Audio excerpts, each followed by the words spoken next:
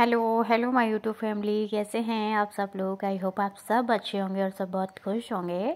और आज दिन सैटरडे है और मैं सेब काट रही हूँ क्योंकि ये मेरा जो ब्लॉग है ये शुरू हो रहा है 2 बजे से, क्योंकि बेटा अब स्कूल से आया है। मंदिर बहुत ऊपर था तो जैसे अब खड़े रह के इतनी देर तक तो खड़ा तो हुआ नहीं जाता है, बहुत ऊपर था मंदिर। तो थोड़ा मंदिर जो है वो नीचे इसलिए कर दिया क्योंकि अब आराम से बैठ के जो भी मतलब पूजा या पाठ करनी है तो बैठ के कर लो तसल्ली से, तो पैरों में दर्द नहीं होता है, खड़ा नहीं हुआ जाता है ज्यादा देर। खड़े होकर तो वैसे ही पूजा नहीं करनी चाहिए, पूजा हमेशा आसन पे बैठकर ही करनी चाहिए। तो मैंने मंदिर नीचे कर लिया, अब जमीन से बिल्कुल थोड़ी सी दूरी रह गई है। बस आराम से बैठ जाओ नीचे जमीन में और आराम से सामने बिल्कुल मुंह के सामने मंदिर हो गया। तो अब अच्छा हो गया मेरा मंदिर। तो ये स्कूल से आया है, अभी बेड पे लेटी हुई थी, बेड से उठ के गेट खोलने गई तो एकदम आंखों के आगे मुझे अंधेरा छा गया और गेट खोलने मुझे ऐसा लग रहा मैं यहीं गिर जाऊंगी। तुरंत गेट खोल के तुरंत बेड पर लेट गई आगे। पता नहीं कैसा हो रहा है, इतनी वीकनेस क्यों हो गई है, इतनी वीकनेस का क्या कारण है पता नहीं। तो चलो अब शाम को मिलेंगे आपसे।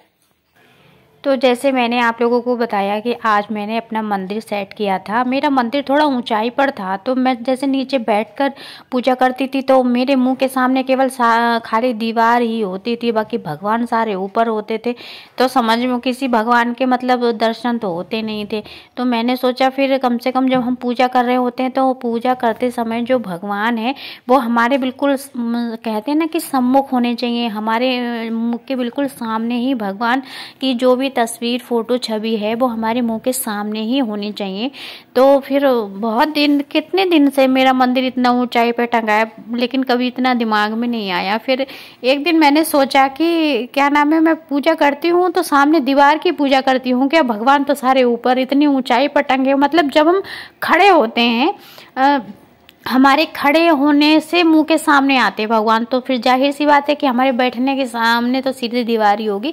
तो फिर मैंने आज अपना मंदिर जो है वो थोड़ा नीचे कर लिया। अब ऐसा कर लिया कि ज़मीन में बैठे हैं हम जब आसन लगा के तो बिल्कुल मंदिर जो है मेरे मुंह के सामने हो गया है। तो अब भगवान सारे जो हैं वो दिखते हैं। तो सही है, ऐसे ही होना चाहिए। जब हम जिसकी हम पूजा कर रहे हैं वो बिल्कुल हमारे सामने ही होना चाहिए ना, तभी तो हम उसे देख पाएंगे, वो हमें देख पाएंगे। उसके बाद मैंने अपने उनके कपड़ों पे प्रेस कर दी थी क्योंकि काफ़ी दिनों से प्रेस नहीं हो पाई थी। तो 2-4 शर्टें पड़ी हुई थी तो उन पे प्रेस करके फिर ये जो कपड़े हैं ये कपड़े लाई हूँ मैं छत से उतार कर। और मेरी क्या आदत है, मेरी आदत है कि मैं कपड़ों को मतलब जैसे उल्टे करके हम कपड़े सुखाते हैं तो उल्टे ही कपड़े मैं फोल्ड करके रख देती हूँ। जब वो किसी को पहनना होता है तो सीधे करती हूँ या जब प्रेस कर रही होती हूँ तब सीधे करती हूँ।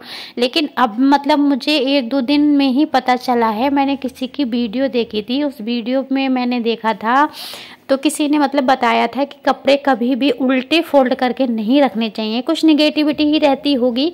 अब इसके पीछे का क्या कारण है वो तो मुझे भी नहीं मालूम है, लेकिन जिसने कहा है तो मतलब ये कुछ गलत भी नहीं कहा होगा, सही कहा होगा।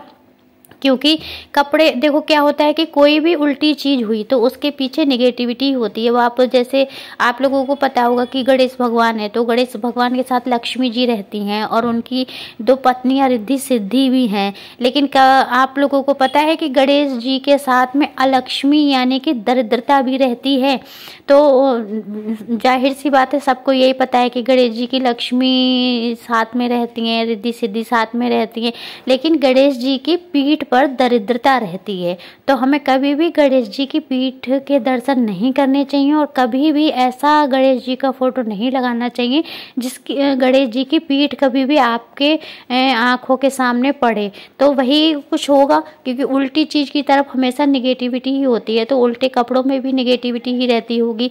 तो मतलब मेरी आदत तो उल्टे ही कपड़े फोल्ड करके रखने की है, तो मैं बार बार उल्टे ही रख देती हूँ। लेकिन कल जब मैंने अलमारी साफ करी तो फिर मैं जितने कपड़े थे ना मेरी अलमारी में, जो मतलब हम डेली में पहनते हैं कपड़े, जो डेली वाले कपड़े होते हैं वो भी काफ़ी होते हैं, जो रोज़ के पहनने के कपड़े होते हैं, तो मैंने देखा कि मेरे सारे ही कपड़े उल्टे रखे हुए हैं। तो मैंने सारे कपड़े निकाल के कपड़े सीधे किए और अभी भी मैं छत से उतार के लाई तो मैं उल्टे ही फोल्ड कर दे रही थी बार बार। लेकिन जब ध्यान आ रहा था तब अपने कपड़ों को जो है सीधा कर रही थी, फिर उल्टे तय कर दे रही थी, फिर उन्हें उठा के उन्हें बिगाड़ के सीधा करके फोल्ड कर रही थी। कोशिश करूँगी 2-4 बार ऐसे करूँगी, फिर आदत हो जाएगी।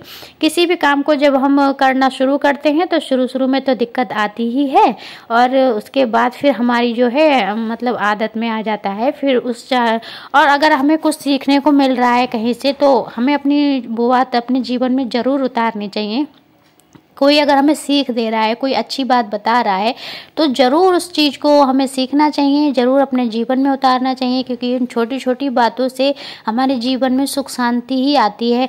ऐसा नहीं है कि इस काम को करने से कोई नोटों की गड्डियाँ ऊपर से गिरने लगेंगी, ऐसा नहीं है। लेकिन जो होता है ना, धन दौलत से कोई सुख शांति नहीं मिलती है। सुख शांति जो होती है वो घर में सभी लोग एक दूसरे के संग प्यार से रहें, अच्छे से खाएं पिएं, ये सबसे बड़ी सुख शांति।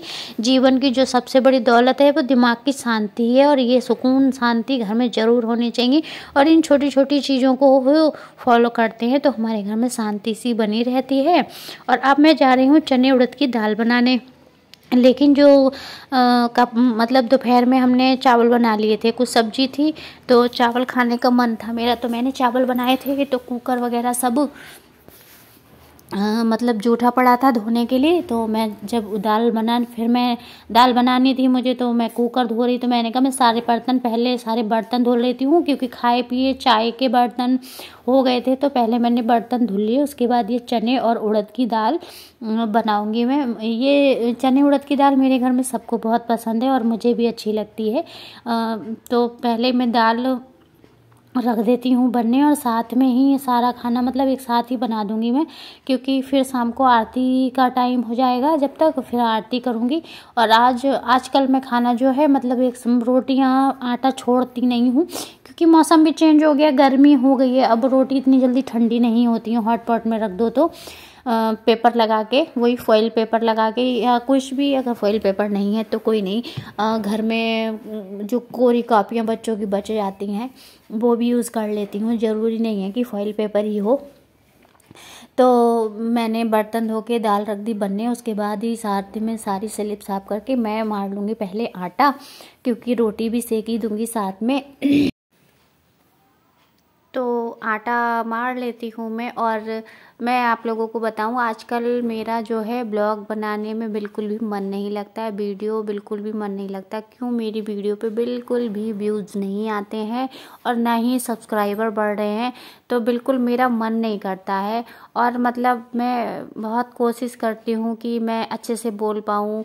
और देखिए कि मेरा जो वीडियो है बनाने का, तो मतलब बस जो डेली ब्लॉग है वही बनाती हूँ मैं।